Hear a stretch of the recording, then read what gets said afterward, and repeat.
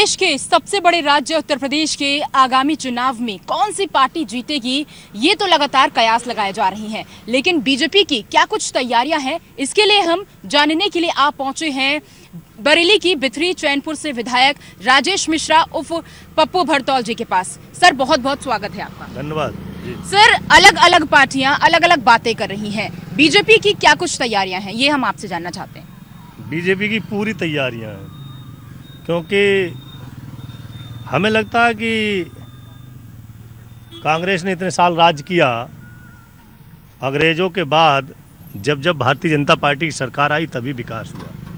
और इन 5 सालों में माननीय योगी जी के नेतृत्व में और 7.5-8 सालों में माननीय मोदी जी के नेतृत्व में ही विकास की गंगा बह रही है। हमारी तैयारी है, जब चाहें विपक्ष चुनाव में आ जा सकता है, हम उससे पीछे नहीं, चुनाव से हमारी पूरी तैयारी है।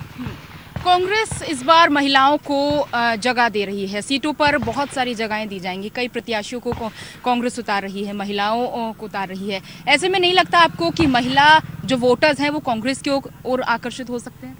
क्या योगदान है देश के लिए कांग्रेस का, और कहाँ कांग्रेस कर रही है महिलाओं को? जो 2-1 प्रदेश में उनकी सरकार है, वहाँ कितनी महिलाओं को टिकट दिए उन्होंने? राजस्थान में तो उन्हीं की सरकार है, पंजाब में अभी उनकी सरकार है क्या? वो लड़ाई झगड़े की सरकार है, वहाँ बंदरबाट की सरकार चल रही है कांग्रेस की, जो भी है। तो वहाँ कितनी महिलाओं को टिकट दिए उन्होंने, कितने लोगों को लड़ाया है, आप बताइए। ये केवल उनका ढकोसला है और लोगों को झूठ बोलने की उनकी आदत है। लोगों को बता रहे हैं कि हम ऐसा करेंगे, वैसा कहीं कुछ नहीं करेंगे, वो कुछ भी नहीं करेंगे, समझ गए? इसलिए उनकी कहीं कोई नहीं है, और कुछ भी कांग्रेस का तो इस प्रदेश में कुछ भी नहीं है। मैं मान लूँ तो उनकी 1-8 सीट निकल आवे, यही बहुत है, कांग्रेस का कुछ भी नहीं है। अच्छा, भरतौल की जो ग्रामवासी हैं, जहां से आप विधायक हैं, बिथरी चैनपुर से आप विधायक हैं, यहाँ की जो जनता है, जो ग्रामवासी हैं, वो मोदी योगी के नाम पर आपको वोट देंगे, या फिर वो वोट देंगे कि हमारे विधायक, हमारे जनप्रतिनिधि राजेश मिश्रा ने काम किया है? पूरे उत्तर प्रदेश में मोदी योगी, पूरे देश में मोदी जी के नाम पर वोट पड़ रहा है। हम तो एक छोटे से कार्यकर्ता हैं, क्योंकि जो काम पार्टी देती है उसको करते हैं, बखूबी निभाते हैं, और जनता का जितना भी हो सकता है उतना जनता का ध्यान रखते हैं, उनका काम भी करते हैं। समाजवादी पार्टी कह रही है, अखिलेश यादव कह रहे हैं कि बीजेपी को हराने के लिए किसी भी दल से अगर हमें गठबंधन करना पड़ा, अलायंस करना पड़ा, तो हम करेंगे, लेकिन इस बार बीजेपी का सुपड़ा साफ करेंगे। क्या लगता है आप? तो मेरा निवेदन है उनसे, माननीय समाजवादी पार्टी से के राष्ट्रीय अध्यक्ष से, वो बहुजन समाज पार्टी से अपना गठबंधन कर लें, क्योंकि बहुजन समाज पार्टी से अगर गठबंधन कर लेंगे तो पिछली लोकसभा में 2019 में उनकी 3 सीटें रह गईं, और अब की बार गठबंधन कर लेंगे तो वो 0 पे चले जाएंगे। तो किसी से भी गठबंधन करने को तैयार हैं, तो इनसे करें, क्यों नहीं कर रहे हैं? ये कांग्रेस से भी कर ले, पिछली बार उनका कांग्रेस से गठबंधन था, और कांग्रेस से गठबंधन था तो कितनी सीटें प्रदेश में आई हैं, ये पूरा देश और प्रदेश जानता है। हम तो चाहते हैं वो सब मिलके लड़ें, लेकिन मिलके लड़ने के बाद जो है, जो जनता है वो जान नहीं है ना, मिलके क्यों लड़ रहे हैं, किस लिए लड़ रहे हैं? जनता के लिए थोड़े लड़ रहे हैं, अपने आप के लिए लड़ रहे हैं, अपने परिवार को लड़ रहे हैं, अपने घर के लिए लड़ रहे हैं, समझ गए? वो कुछ नहीं करेंगे, लड़ेंगे। बीएसपी मायावती कह रही है कि हम 403 विधानसभा पर अकेले इस बार लड़ेंगे, अपने दम पर लड़ेंगे, और जीतने का दावा भी कर रही है, कॉन्फिडेंट देखिए। अरे कहाँ, आप कैसी बात कर रहे हैं? ये लोग कहीं 5 साल में कहीं निकले तो थे नहीं, चुनाव के बाद घर में घुस गए। इतनी बड़ी त्रासदी आई देश विदेश में भी कोरोना की, पूरे प्रदेश में इनका कोई भी नेता नहीं निकला किसी भी दल का। भाजपा के कार्यकर्ता और भाजपा के नेताओं को छोड़ के अगर कोई निकला हो तो बताओ। आप भी मीडिया वाले हो, आप भी रहे हो, जनता के बीच आते जाते रहे हो, अगर इनका कोई नेता आपको कहीं दिखा हो बताओ? कोई नहीं दिखा। बरेली में कितना विकास हुआ है? अभी जब हम एंट्री कर रहे थे तो हम देख रहे थे कि कई नए फ्लाईओवर्स भी बने हैं, लेकिन अगर दूसरी तरफ हम देखें तो बरेली शहर ऐसा लगता है कि गड्ढों का शहर बनता जा रहा है। विकास तो हो रहा है, लेकिन जो गड्ढे हैं वो भर नहीं पा रहे हैं।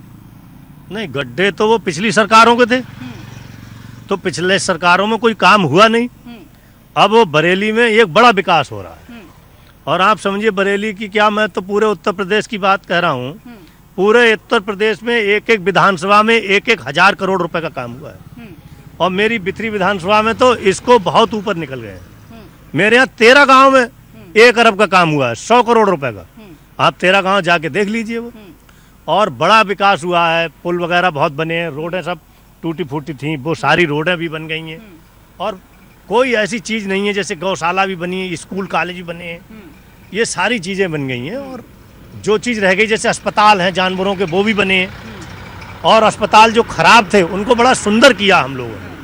मतलब पहले वहाँ कोई मरीज जाते नहीं थे बेचारे, आज देखिए इतनी साफ सफाई ये व्यवस्था है, डॉक्टर और ये नर्स वगैरह टाइम से आ रहे हैं और लोग दवाइयों के लिए आज जाते हैं, कहते हैं कि बहुत अच्छी सुविधा दी है भारतीय जनता पार्टी ने। जी। कोविड काल में बहुतों ने अपनों को खोया है, कुछ लोग नाराज भी हैं बीजेपी से कि वो यहाँ पर व्यवस्थाएं नहीं कर पाई, उन लोगों को सुविधाएं नहीं दे पाई, दवाइयां उपलब्ध नहीं करा पाई, बेड नहीं मिल पाए। ऐसे में कांग्रेस लगातार कटाक्ष कर रही है आप पर, वो कह रही है कि बीजेपी ने कुछ नहीं किया।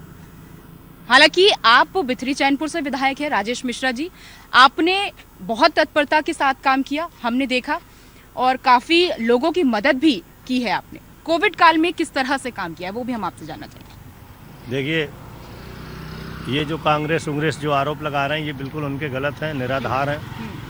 क्योंकि कोविड काल में भारतीय जनता पार्टी के अलावा किसी ने भी काम नहीं किया। और कोविड जैसी बीमारी जो थी वो अकेले भारत में, प्रदेश में नहीं थी, वो पूरे विश्व, पूरी दुनिया में थी, आप समझिए। लेकिन भारत में सर्वाधिक ज़्यादा आबादी होने के बाद भी मोदी जी ने सबसे बड़ा काम ये किया कि सबसे पहले टीका हमारे यहाँ आया बन के, और लोगों ने उसको सराहा, देश विदेश ने भी सराहा। हमने अन्य देशों को भी अपना टीका दिया और लोगों को टीका लगा। लोगों को जो सुविधाएं होती हैं, इंजेक्शन है, दवाइयाँ हैं, बड़ी तादाद में लोगों को दी गई। लेकिन अब अचानक भूकंप आ जाए, इसमें सरकार की तो कोई कमी नहीं ना, ये सरकार की कमी है। और उसमें हम तत्परता से काम करें, लोगों को सुविधाएं पहुंचाएं, तो ये हमारी कामयाबी है।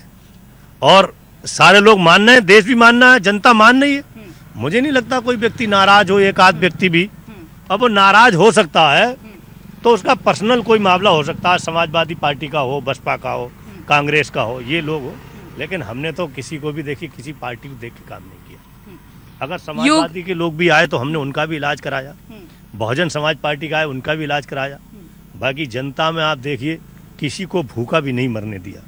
अच्छा, जनता दरबार, क्योंकि अभी हम आए थे तो हम देख रहे थे कि जनता दरबार लगा था, ये जनता दरबार रोज लगता है? हाँ, डेली लगता है, सुबह से लगता है।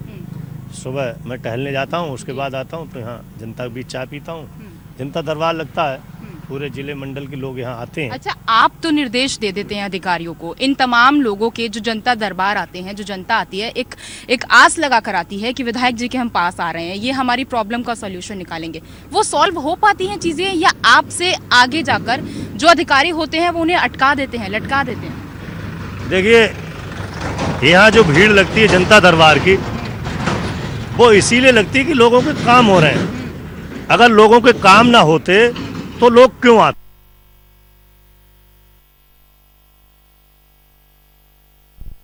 जाते हैं। मुझे लगता है कि 98-99% काम हो जाते हैं। 1-8% काम जैसे अधिकारी नहीं है, दौड़े पे है, या क्षेत्र में है, या छुट्टी पे है, या हमारा आदमी वहाँ टाइम से पहुँच नहीं पाया, उसका तो रह जाता है, तो अगले दिन हो जाता है। हम तो 100 के 100% की गारंटी ले रहे हैं, हमारी सरकार में 100 के 100% काम होंगे। हम दूसरी योगी जी का आप पर कितना विश्वास है? क्योंकि अभी प्रत्याशियों के नाम तो वैसे घोषित नहीं हुए हैं, लेकिन क्या बिथरी चैनपुर से ये माना जाए कि राजेश मिश्रा ही अगले प्रत्याशी होंगे? देखिए, ये तो संगठन का काम है, ये पार्टी का काम है। नहीं, आप पर विश्वास कितना है? क्या लगता है, आपके काम उन्हें पसंद आते हैं योगी जी को? काम क्यों नहीं पसंद आते होंगे, इतने सारे काम कर रहे हैं। वो तो संगठन देख रहा है, संगठन की नजर है हमारे यहाँ। हमारे यहाँ संगठन की हर व्यक्ति पे नजर है, जनता के भी पे नजर है, नेता पे भी नजर है, कार्यकर्ता पे भी नजर है। हमारा काम कैसा है वो संगठन को पता है, सरकार को पता है, मोदी जी को पता है, माननीय प्रदेश अध्यक्ष जी को पता है, और जो भी हमारे नेता हैं संगठन को, उनको सबको पता है कि विधायक जी का काम करने का तरीका क्या है, कैसे काम। 5 साल राम बनकर काम किया, अब अगले 5 साल कृष्ण के रूप में काम करूंगा, इस तरह का आपने कुछ बयान दिया था, वो भी जानना चाहिए। हाँ, वो बयान दरअसल ये है कि 5 साल तो राम बन के काम किया, 5 साल कृष्ण बन के काम किया। एक आध अधिकारी आ जाता है जो हमारी सरकार की छवि को खराब करना चाहता है जी। तो उनको जैसे महाभारत में, उनके तौर पर समझाएंगे। हाँ, महाभारत में जैसे भगवान कृष्ण ने उपदेश दिया है तो उपदेशों से उनको समझाएंगे कि भैया देखो ये जनता है, इसके लिए आप भी बने और हम भी बने, इसलिए इनका काम करो, कोई फायदा नहीं जनता को परेशान करने के लिए। उसमें एक आध व्यक्ति है तो वही मेरा कहना है कि भगवान राम बन के भी काम किया और भगवान कृष्ण बन के। अच्छा, एक निजी सवाल, एक छोटी सी बच्ची सीता जिसे आपने किया था, मटके में वो बच्ची मिली थी, वो भी पूछना चाहूंगी आपसे। जी, क्या पूछेंगे उसके बारे में बताओ। बच्ची कहाँ है, कितनी बड़ी हो गई है? क्योंकि बहुत लोकप्रियता आपकी हुई थी कि एक छोटी सी बच्ची को आपने गोद लिया था, उस बच्ची को जिसने किसी ने मटके में उसे, बच्ची को आपने रखा। बच्ची तो बीमार रहती है क्योंकि वो मटके में थी और 4 फुट गहरे गड्ढे में थी, पता नहीं कब की थी, कैसे थी, क्या थी, भगवान की देन थी या जो भी थी, उस हिसाब से वो है, वो पल रही है वहाँ सरकारी जो उनका ऑफिस। अच्छा, 325 का नारा है बीजेपी का इस बार कि 325 हम क्रॉस कर लेंगे। पिछली बार हमारा 265 का नारा था जी। और हम 325 पे चले गए। हमारा 325 का नारा ही नहीं है, हम तो 350 क्रॉस कर रहे हैं। आप लोग कह रहे हैं 325, हम नहीं कह रहे हैं 325। नहीं, केशव प्रसाद मौर्य ने कहा है कि 325 से ज्यादा हम लोग कहते 325 हैं, इसलिए है अपनी संख्या हम कम बताते हैं, जाते ज्यादा पे। पिछली बार भी हमारे माननीय नेता आम आदमी पार्टी आ गई है, ओवैसी आ गए हैं, राजभर ने गठबंधन कर लिया है समाजवादी पार्टी से, विपक्ष मजबूत है, टक्कर दे पाएंगे? अरे विपक्ष कहीं है ही नहीं, कैसी आप बात कर रही हैं? कहाँ विपक्ष है बताओ? कहाँ आम आदमी पार्टी है, कहाँ ओवैसी है, कहाँ राजभर है? कहीं नहीं है। राजभर तो हमने अपने संग गठबंधन कर लिया, इसलिए उनकी 4 सीटें जीत गई। अब की आपको पता लग जाए उनकी कितनी जीत रही है, पता लग जाएगा। जितने उनके एक आदमी को वोट मिले ना गठबंधन में, उनको इतनी सीटें मिलेंगी, उतने भी वोट सबको ना मिलेंगे। ठीक है, आखिरी सवाल, कितनी सीटें जीत कर ले जाएगी बीजेपी उत्तर प्रदेश में? भारतीय जनता पार्टी 350 सीटें जीतेगी, हर हालत में जीतेगी, समझ लीजिए आप। और 350 सीट जीत के पुनः सरकार बनाएंगे और पुनः विकास पे डट जाएंगे। भारतीय जनता पार्टी की बड़ी जीत होगी और 2024 में भी हम जैसे जैसे संख्या बढ़ती जा रही है, 2014 में बढ़ी, 2019 में बढ़ी, 2024 में आप समझ लो कि भारतीय जनता पार्टी लोकसभा में भी 400 सीटें जीतेगी पूरे। बिल्कुल, बहुत बहुत शुक्रिया सर आपका। तो ये थे बरेली से विधायक, बिथरी चैनपुर के विधायक राजेश मिश्रा, जो कह रहे हैं कि 2022 में हम 350 तो पार करेंगे ही करेंगे, साथ ही साथ 2024 के लोकसभा चुनाव में भी हमारी जीत होगी। और ये तो देखने वाली बात होगी कि किसके सर सहरा बनता है और किसकी सरकार गिरती है।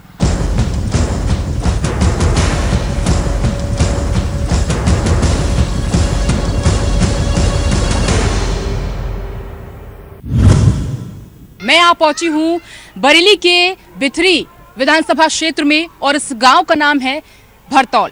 इस भरतौल गांव में हम एक स्कूल में यहाँ पहुंचे हैं, जहां पर हम जानेंगे कि क्या विकास हुआ है, कितना विकास हुआ है। क्योंकि ये जो स्कूल है ये ऊपर से तो बहुत खूबसूरत लग रहा है, लेकिन अंदर जाके हम जानेंगे कि बच्चे कितने यहाँ पे पढ़ते हैं, कितनी क्लासेस लगती हैं, क्या टाइमिंग है क्लासेस की, यहाँ पे टीचर्स किस समय आते हैं, वो सब हम जानेंगे। तो आइए एक बार क्लास में एंट्री ले लेते हैं और यहाँ के बच्चों से जानते हैं कि किस किस सब्जेक्ट में वो पढ़ते हैं और क्या क्या क्लासेस उनकी लगती हैं। रोज क्लासेस लगती हैं आपकी? क्या टाइमिंग रहती है? 9 बजे आते हैं। अच्छा, ऐसी रोज भीड़ रहती है? कौन कौन से क्लासेस लगते हैं? इंग्लिश की क्लास लगती है? इंग्लिश की पोएम्स आती है? कोई एक बच्चा पोएम सुनाएगा? वो सुनाएंगे, वो आप सुनाओ। 1 second. Johnny, Johnny, yes papa. Tiger, sugar, no papa. Telling lie, no papa. Open mouth, ha ha ha. और मैथ्स की क्लासेस लगती है? टेबल, अच्छा ये क्लास कौन सा है? सेकंड क्लास है। 2 का टेबल आता है? अपना इंट्रोडक्शन दो।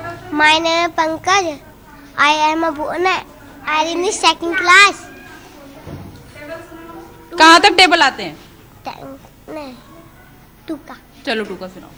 2 1 जा 2, 2 2 जा 4, 2 3 जा 6, 2 4 जा 8, 2 5 जा 10, 2 6 जा 12, 2 7 जा 14, 2 8 जा 16, 2 9 जा 18, 2 10 जा 20। वेरी गुड, तालियां एक बार। तो देखिए बच्चे यहाँ पर जो कि रोज क्लासेस लेते हैं और टीचर भी हमारे साथ हैं यहाँ पर, उनसे भी बात करेंगे। कोविड अभी खत्म हुआ था और बहुत समय बाद बच्चों के स्कूल खुले हैं, तो ऐसे में बच्चों की शिक्षा पे क्या प्रभाव पड़ा है? शिक्षा पे काफ़ी प्रभाव पड़ा है क्योंकि बच्चे घर पे पढ़ाई नहीं कर पाए हैं। अब क्लास में मतलब एक क्लास में 3-3 लेवल के बच्चे हो रहे हैं, तो उन्हें मतलब उस लेवल तक लाना बहुत मुश्किल हो रहा है। विधायक जी आते हैं? जी, विकास तो दिख रहा है स्कूल में? विकास तो काफ़ी है यहाँ पे। जी, काफ़ी सपोर्ट है विधायक जी का भी और मतलब फैसिलिटी वगैरह काफ़ी। अच्छा, विधायक जी कौन है? बताओ बच्चों, विधायक जी कौन है यहाँ के? विधायक जी का नाम पता है? अच्छा, प्रधान कौन है बताओ? अच्छा ठीक है, कोई बात नहीं, इस गांव के प्रधान। चलो कोई बात नहीं, छोटे बच्चे हैं,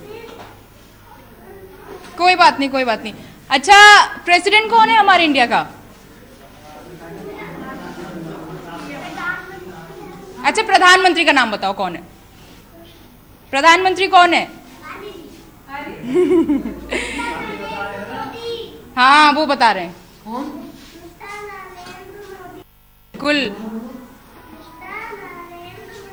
बिल्कुल। तो देखिए प्यारे बच्चे हैं ये, और थोड़ा सा कैमरा देख के झिझक जाते हैं। अभी ऑफ कैमरा प्रेसिडेंट का नेम भी बता रहे थे और प्राइम मिनिस्टर का नेम भी बता रहे थे, हालांकि इन्हें पता ग्राम प्रधान का नेम भी है। तो देखिए छोटे बच्चे हैं ये, और पोएम्स भी सुना रहे हैं, थोड़ा सा झिझक जाते हैं कैमरा को देख के।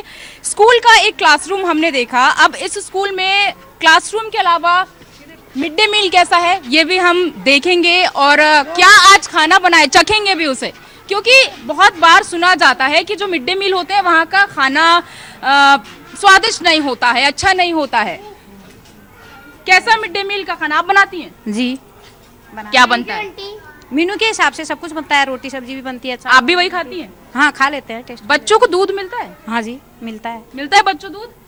दूध मिलता है। खाना अच्छा होता है यहाँ का? रोज खाते हो?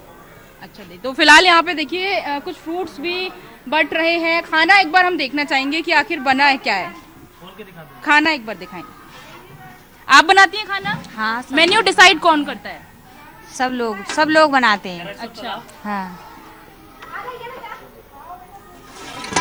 ले देखो सब्जी, देखो आप सब्जी। अच्छा, आप इसी गांव में रहती हैं? हाँ। विधायक जी आते हैं? हाँ, विकास हुआ है गांव में? बहुत कुछ हुआ है गांव में। रोजगार तो मिल ही गया। हाँ। कोविड में कोई परेशानियां हुई हो? ना, कोई परेशानी नहीं। कोई परेशानी नहीं है? हाँ, ना। कोई शिकायत विधायक जी से? ना, कोई नहीं। आपको कोई शिकायत विधायक जी से? नहीं, कोई शिकायत नहीं है। विकास हुआ है? आप बताओ। नहीं, कोई शिकायत नहीं। कोई शिकायत नहीं है। तो भाई यहाँ की जनता तो बहुत खुश है, पप्पू भरतौल जी से बेहद खुश है। बच्चे आ गए, एक बार इनसे पूछेंगे कि मिड डे मील रोज मिलता है? रोज मिलता है? क्या मिलता है खाने में? बनाना मिलता है। और लंच में क्या मिलता है खाने में? दाल। अच्छा, दाल और चावल। दाल चावल मिलते हैं? Yes ma'am. टेस्टी बनता है? Yes ma'am. Yes ma'am. तो टेस्टी खाना बनता है, बच्चे कह रहे हैं कि टेस्टी खाना बनता है। तो मिड डे मील हमने देख लिया, अब आंगनबाड़ी केंद्र भी है यहाँ पर, इसे भी एक बार देखेंगे। कुछ लोग भी हमारे साथ यहाँ पर हैं। आंगनबाड़ी केंद्र क्या काम कर रहे हैं सर? वोट बना रहे हैं सर। अच्छा, वोट बना रहे हैं, ठीक है, काम कर रहे हैं। तो ये एक बार अंदर का भी क्लास देख लेते हैं, क्योंकि आंगनबाड़ी क्लासेस है। आंगनबाड़ी क्लासेस से कई बार लोगों को शिकायतें होती हैं कि उस तरह से क्लासेस नहीं चल पाती हैं। बच्चे यहाँ पर भी छोटे हैं। बच्चों, पढ़ रहे हो?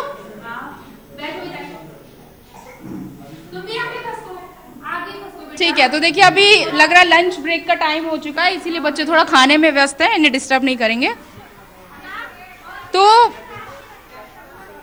स्कूल हमने देखा और स्कूल का विकास भी हमने देखा, और काम बोलता है, निश्चित रूप से काम बोलता है। जनता जनार्दन काम पर वोट देती है, विकास पर वोट देती है। और अब क्या राजेश मिश्रा उर्फ पप्पू भरतौल रिपीट होंगे? क्या योगी सरकार रिपीट होगी? ये तो समय बताएगा, लेकिन विकास कितना हुआ है ये हमने आपको दिखाया है। जनता जनार्दन किसे वोट देती है ये आने वाले टाइम में पता चलेगा, लेकिन आगे कुछ और भी जनता से हम बातचीत करेंगे।